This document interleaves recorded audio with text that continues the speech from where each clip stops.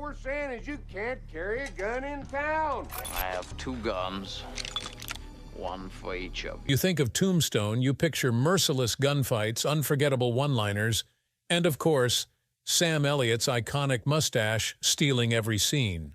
But here's the twist. Elliot recently revealed a behind-the-scenes truth that most fans of the legendary Western never picked up on. It's the kind of detail that flips how you see the movie, and once you know it, you can't unsee it. So, what exactly did Sam Elliott confess about Tombstone that left fans stunned after all these years? Stick around, because this revelation might just change the way you watch the film forever. What was Tombstone really about? When you think of Tombstone, you're not just thinking of a Western. You're thinking of fights, gunsmoke, and one of the most unforgettable ensembles ever put on screen. Released in 1993, this wasn't just another cowboy flick. It was George P. Cosmatos' vision brought to life after writer Kevin Jarre, the film's original director, was replaced early in production. And the cast was absolute dynamite. Kurt Russell embodied Wyatt Earp with determination, while Val Kilmer turned Doc Holliday into a scene-stealing legend of cinema. But the brilliance didn't stop there. Sam Elliott carried the weight of Virgil Earp with a commanding presence that felt carved out of stone. Bill Paxton gave Morgan Earp a tragic vulnerability that made his fate sting even harder.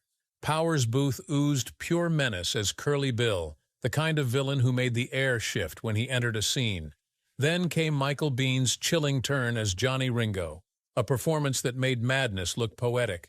Dana Delaney brought fire and passion to Josephine Marcus, shaking up the story in all the right ways.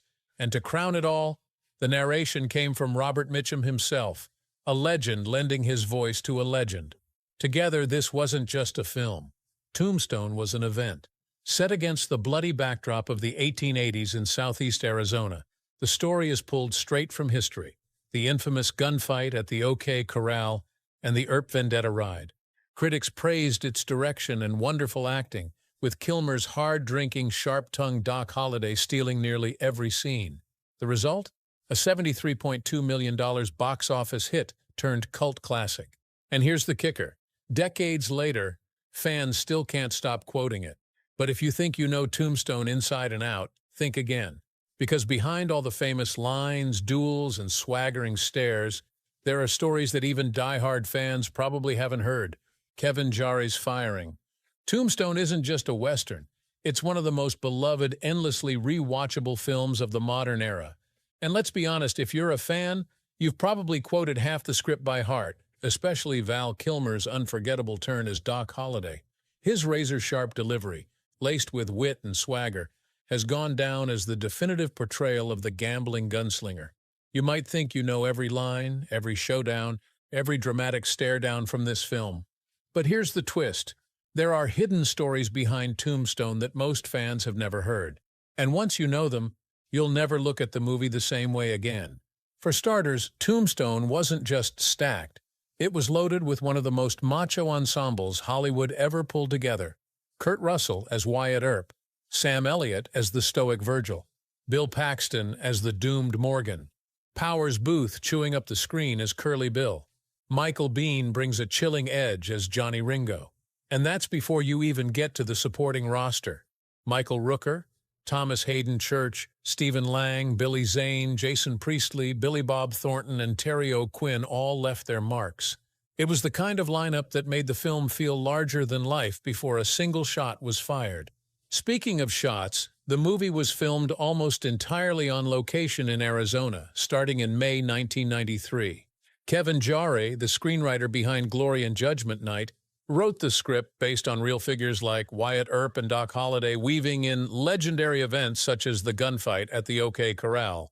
Jarre wasn't just the writer, this was supposed to be his directorial debut, but that dream quickly collapsed. Overwhelmed by the pace of production, struggling to capture essential shots, and falling further behind schedule, Jarre was fired just 1 month into filming. That shakeup nearly tore the production apart. Michael Biehn, a close friend of Jarre, even considered walking away. He later admitted that he felt replacement director George P. Cosmatos didn't understand or respect the script. Still, when Cosmatos came in, the cast stuck together. He brought a strict no-nonsense presence to the set, which created friction, most notably with cinematographer William Fraker. Meanwhile, Kurt Russell quietly stepped up, working with producer James Jacks to strip down Jarre's sprawling script, trimming out subplots and focusing more on the bond between Wyatt and Doc. But here's the kicker. Russell later revealed that it was actually him, not Cosmatos, who directed the film. According to Russell, Cosmatos was brought in as a kind of ghost director, a public face, while Russell directed the movie behind the scenes. Val Kilmer backed him up, saying Russell essentially directed, though he stopped short of claiming Russell handled every actor personally. Bean himself admitted that Russell never gave him direction directly, but the truth is clear. Without Russell steering the ship, Tombstone might never have become the classic it is today.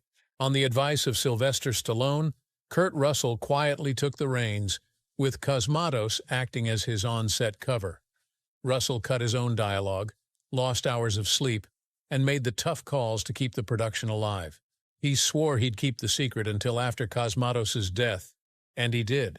In 2013, nearly a decade after Cosmatos passed away, Russell finally confessed in a candid interview with True West magazine. Cosmatos, for his part, leaned heavily into historical accuracy. Everything from costumes to props to customs was designed to feel authentic.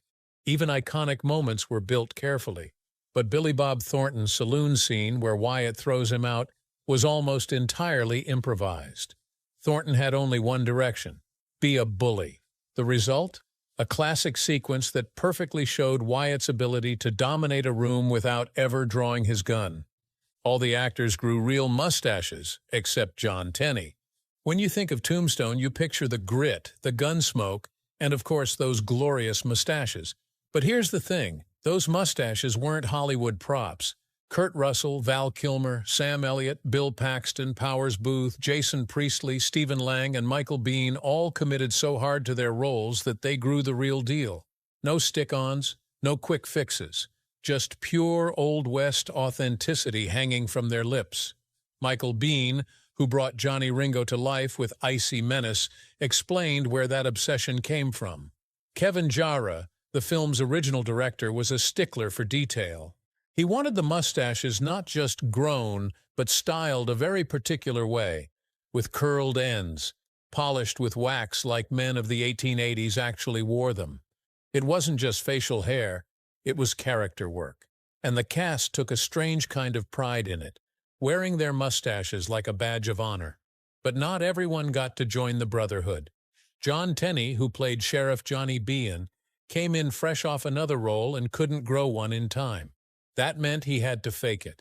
According to Biehn, Tenney carried that like a quiet shame on set, joking that he felt like the small dog of the group because his mustache wasn't real. It's a tiny detail, but one that says everything about Tombstone. Even the whiskers had to be authentic. And speaking of authenticity, there's one piece of casting where Tombstone almost looked very different. Willem Dafoe almost played Doc Holliday. It's almost impossible to picture anyone but Val Kilmer delivering that razor-sharp "I'm your Huckleberry" with the perfect mix of charm and menace. But believe it or not, Kilmer wasn't the studio's first pick. The role of Doc Holliday was originally set aside for Willem Dafoe. Imagine that, William Dafoe stepping into the boots of the legendary gunslinger. The role would have gone to Dafoe, but the only problem was Hollywood politics. Universal still had cold feet about Dafoe after The Last Temptation of Christ stirred controversy 5 years earlier. His role in The Last Temptation of Christ ultimately cost him Tombstone. But the what-ifs don't stop there. Legend has it Mickey Rourke was offered Johnny Ringo, but he passed. No one seems to know exactly why. Was it scheduling conflicts, creative differences, or maybe he just didn't feel it was the role for him? Whatever the reason, the part slipped away. But just picture that for a second. Rourke's smoldering unpredictability squaring off against Kilmer's witty, dying Doc. Instead, the role went to Michael Biehn, who delivered a performance that still sends chills.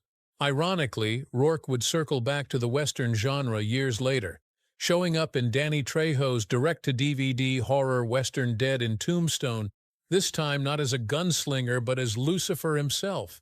Talk about trading six-shooters for eternal damnation. And speaking of fire and brimstone, let's talk about the man who lit up Tombstone in a way no one else could. Val Kilmer stole the show. Doc Holliday wasn't an Earp by blood, but in Tombstone he might as well have been the heartbeat of the story. While Kurt Russell, Sam Elliott, and Bill Paxton carried the weight of the Earp brothers, it was Val Kilmer's Doc who stole every frame, every line, every moment. His portrayal wasn't just acting, it was channeling. The real Wyatt Earp once described his closest friend as a tall, ash-blonde man, rail-thin, ravaged by tuberculosis, yet unmatched at the gambling table and lightning fast with a gun. Kilmer leaned into that description with obsessive detail. He didn't just memorize lines, he crafted a character dripping with equal parts charm, menace, and fragility. Holliday's cough wasn't overdone, it was haunting. His drawl wasn't generic Southern, it was refined and deliberate, based on careful study of Holliday's Georgian roots. And that quick draw you see on screen? Kilmer drilled it relentlessly until the timing was flawless. But perfection came at a price. Filming in the Arizona summer was brutal, and Kilmer's heavy wool costumes turned each day into a trial by fire. He was sweating through takes, yet he never let it break the performance. Off-camera, he studied Holliday's habits, mannerisms, and history, ensuring the role was more than a caricature of a dying gunslinger. The result? A performance so sharp and intense it overshadowed even the leads. Critics didn't just praise Kilmer, they crowned him the soul of Tombstone. Fans still debate if it's the greatest Western performance ever put on film. But here's the kicker. Kilmer later admitted he saw Holliday as both cursed and free. Dying young gave him nothing to lose, which made him the most dangerous man in the room. That subtle edge is why Doc doesn't just support the Earps in the film, he defines them. That subtle edge is why Doc doesn't just support the Earps in the film, he defines them. But here's the wild part. Just like Doc himself, the Tombstone we know today is only half the story. What audiences saw in theaters wasn't the full picture at all. The original cut ran so long it could have been an entirely different movie. Tombstone was meant to be over 3 hours long. When Tombstone hit DVD, fans finally got a taste of extra footage that expanded the world they already loved. But here's the catch. Not everything made it to the final cut. One of the most intriguing deleted moments involved the cowboys holding a bonfire, mourning their fallen comrades right after the OK Corral burial. The sequence actually shows up in the film's trailer, teasing audiences, yet it vanished from the finished movie. Another casualty of the edit was a longer courtship between Wyatt and Josephine. The romance played beautifully on screen, but trimming it down kept the film's relentless pace intact. And while Tombstone premiered in December 1993, it wasn't the only Wyatt Earp project in the works. Warner Brothers released their own version with Kevin Costner, written and directed by Lawrence Kasdan. The verdict? Audiences hailed Tombstone for its fast pace and sharp historical detail, while Kasdan's film was slammed as bloated and tedious. What most people don't realize is that the real Wyatt Earp had already beaten Hollywood to the punch. Years before Russell and Costner ever slipped into his boots, Earp was walking studio lots and trading stories with directors who had turned the Old West into America's favorite myth. The real Wyatt Earp was a Hollywood consultant. The real Wyatt Earp didn't just ride off into the sunset when his days as a lawman were over, he headed straight for Hollywood. By 1915, the aging gunslinger had moved west to Los Angeles, where he carved out an unexpected second act as a consultant for the very industry that would turn his legend into folklore. Earp found himself rubbing shoulders with the pioneers of the Western genre, men like John Ford and actor Henry Carey, who were laying the foundation for what would soon become Hollywood's most enduring staple. His stories of Dodge City and the OK Corral weren't just tales, they were first-hand accounts, shaping how early filmmakers depicted the Old West on screen, and the influence didn't stop there. Earp became a quiet but powerful figure among the up-and-coming cowboy stars. John Wayne later admitted that he met Earp once, and the impression was so strong that he modeled his signature slow, deliberate walk after him. That walk became Wayne's trademark and, by extension, one of the most iconic images of Western cinema. Earp's connections didn't end with Wayne and Ford. He was also acquainted with silent-era stars like William S. Hart and Tom Mix, men who carried the cowboy myth into America's living rooms long before color film. When Earp died in 1929, both Hart and Mick served as pallbearers at his funeral, a final nod to the way the man who lived the West had passed his torch to the men who would immortalize it. The kicker? Wyatt Earp, a man who once stared down outlaws at gunpoint, ended up shaping the way generations of moviegoers imagined the Wild West not just as a gunslinger, but as Hollywood's first true cowboy consultant. Tombstone is missing a few Earps. The heroic trio at the center of Tombstone, Wyatt, Virgil, and Morgan Earp, felt like the whole story. Kurt Russell's steel-eyed Wyatt, Sam Elliott's gravel-voiced Virgil, and Bill Paxton's boyish yet battle-ready Morgan were the heartbeat of the film. But here's a secret. The real Earp family was much bigger. In fact, there were 9 siblings in total. Beyond the famous brothers stood sisters Martha, Virginia, and Adelia, half-brother Newton, eldest brother James, and the youngest, Warren. James, a gambler, saloon keeper, and Union veteran, was actually in Tombstone the day of the OK Corral showdown, though he was reportedly at home eating lunch when bullets started flying. Warren wasn't in town either, but after Morgan's murder, Wyatt deputized him. Warren rode alongside Wyatt, Doc Holliday, and others on the bloody vendetta ride that followed. But for all the family ties and blood loyalty, Wyatt's legend wasn't built on the number of siblings he had. It came from the kind of moments that made people shake their heads and say, "That can't be real." Wyatt Earp really waded into a creek to shoot Curly Bill. While Russell was taking charge of Tombstone behind the camera, history itself gave the film one of its most unbelievable showdowns. The scene where Wyatt Earp wades into a creek to face down Curly Bill feels almost supernatural. Gunfire explodes all around him, bullets slicing the air, yet not a single one finds its mark. Earp doesn't flinch. He walks straight through the hail of lead before unloading both barrels of his shotgun into Curly Bill, dropping the outlaw where he stood. It plays like something straight out of legend, but here's the truth. It actually happened. In real life, one of Curly Bill's men, Johnny Barnes, survived the ambush long enough to tell the tale. Dying from his wounds in a nearby farmhouse, Barnes described Earp's near-miraculous feat exactly as the film later portrayed it. A lawman striding through impossible odds, untouchable until the very end. That moment blurred the line between myth and reality, and it left Wyatt Earp with the kind of reputation you don't just earn, you survive to tell. Doc Holliday actually did say, "You're a daisy if you do." Now, speaking of legends, here's a detail that's too good not to stop on. Doc Holliday really did say, "You're a daisy if you do." That line, delivered by Val Kilmer with that sly, half-dead grin in Tombstone, isn't a Hollywood invention. It's straight from history. Reports from the Tombstone epitaph and other sources confirm Holliday taunted his enemies with those exact words during the OK Corral showdown. But then comes the bigger question. What about the most famous line of them all? "I'm your huckleberry." Did Doc Holliday ever actually say it? Did Kilmer even say it the way we think he did? That debate has raged online for years. According to True West magazine, the phrase first surfaced in Walter Noble Burns's 1928 book, Tombstone, based on interviews with locals who lived through the chaos. In old Southern slang, "I'm your huckleberry" meant, "I'm the right man for the job," or, with more bite, "If it's a fight you're looking for, I'm ready." Given that Holliday was born in Georgia, the line fits him like a tailored suit, dripping with aristocratic bravado. Still, there's a darker interpretation. Some insist Holliday actually said, "I'm your hucklebearer." A huckle was slang for the handles on a coffin, making a hucklebearer a pallbearer. Read that way. The line becomes a death sentence, as if Doc was telling Ringo, "If you're ready to die, I'll be the one to carry you." Here's where it gets juicy. The Tombstone screenplay itself, fourth draft, dated March 15, 1993, spells it out in black and white. It says Huckleberry, no pallbearers, no alternate spellings, just the line that became one of the most iconic mic drops in Western cinema. Doc Holliday and Frédéric Chopin have a sad connection. Doc Holliday doesn't just spit one-liners in Tombstone. He drops words that cut deep, the kind that stick with you long after the gun smoke clears. His lines became more than dialogue. They turned into T-shirts, patches, and memes, proof that even his sharpest throwaway remarks had a kind of outlaw poetry.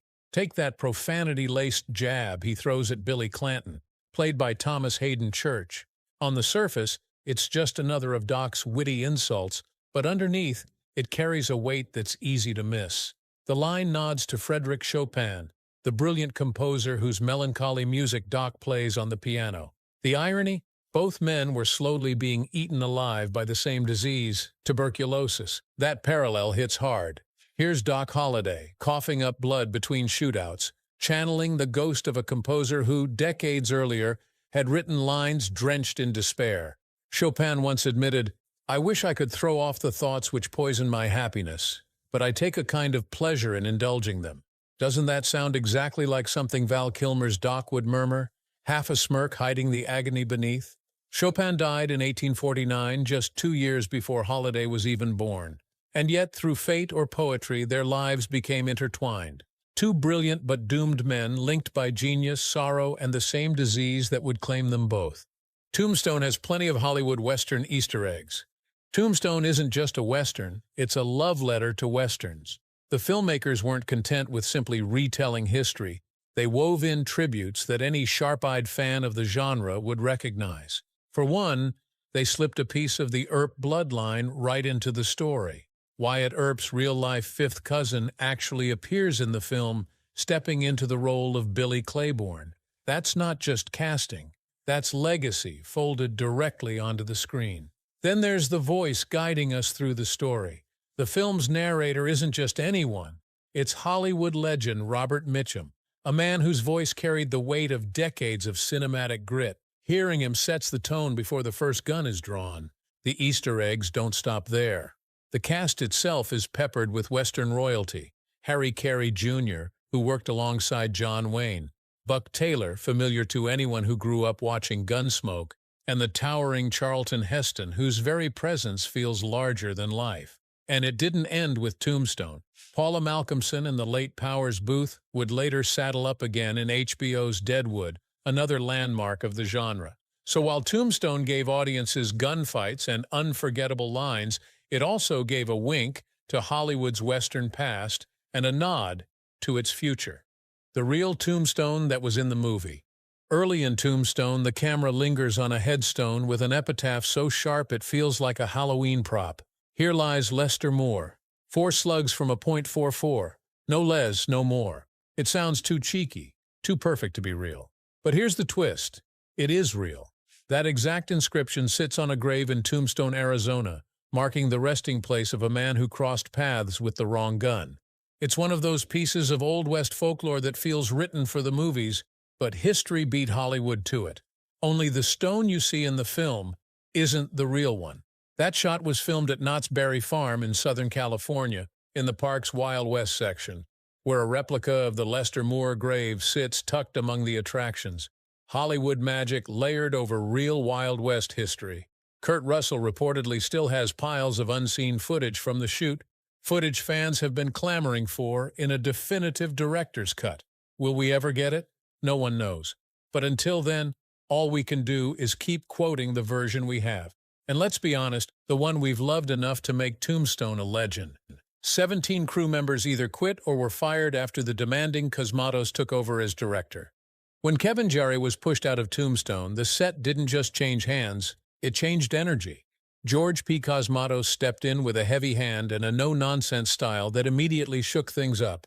Kurt Russell quietly worked behind the curtain, putting together daily shot lists, but on the ground, Cosmatos ruled the set like a general. One of his first calls? Scrap almost everything Jarre had already shot. A full month of work was tossed aside, and Cosmatos essentially started over. He brought in the explosive Mexican wedding massacre to kick the film off and stacked on more action at the climax to seal the deal. Bigger, louder, bloodier, that was his vision. But that vision came at a cost. His authoritarian approach rubbed the crew raw, and the tension boiled over. Reports say as many as 17 crew members either walked off or were fired during production. Production designer Catherine Hardwicke remembered it well, describing Cosmatos as demanding, relentless, and unafraid to push people to the edge. Some thrived on the intensity. Others flat out freaked out. Nobody felt the clash harder than cinematographer William Fraker. He quit not once, not twice, but 3 separate times during filming. The feud between him and Cosmatos got so nasty they even rammed golf carts into each other in a behind-the-scenes showdown that sounds like something out of a parody western. And yet, Fraker stayed. Producer James Jacks pulled him back each time, reminding him that this wasn't just another movie, it was Tombstone. Fraker later admitted he endured the chaos because despite everything, the footage looked incredible. In his own words, "If I wasn't happy with what was on the screen, it would be entirely different. But I think we have a movie." Sam Elliott hated Kurt Russell's script changes. Kurt Russell wasn't just carrying the weight of Wyatt Earp on his shoulders, he was carrying the whole movie. When he stepped into the quiet role of ghost director, one of his toughest calls was slashing nearly 30 pages from Kevin Jarrett's original script. Those cuts weren't random. Russell and producer James Jacks wanted to sharpen the story's focus, zeroing in on the bond between Wyatt Earp and Doc Holliday. For Russell, that relationship wasn't just a subplot, it was the beating heart of the film. He later described Wyatt and Doc as one of the great love affairs of all time between two men, calling it strange, violent, and unspoken, but also deep and fiercely loyal. It was about brotherhood, sacrifice, and the kind of love that doesn't need words to be understood. But not everyone agreed with the changes. Sam Elliott, who brought the iron-backed Virgil Earp to life, openly admitted he wasn't a fan of the final rewrite. He believed the original script had been one of the best he'd ever read, and the cuts stripped away too much. In Elliott's view, removing those 29 pages gutted the connective tissue, the character development, and the little details that gave the story its soul. If that had been the script handed to him at the start, he admitted he might not have even signed on. It was a clash of visions, Russell chasing emotional intensity between Wyatt and Doc, and Elliot longing for the fuller, layered epic Jarre had written. And somewhere in that middle ground, Tombstone was born. The version we know today, leaner, faster, and destined for cult classic status. What is that one Tombstone revelation that you never knew until now? Let us know in the comments below. Don't forget to like, share, and subscribe. Also click the next video shown on your screen. You will enjoy it.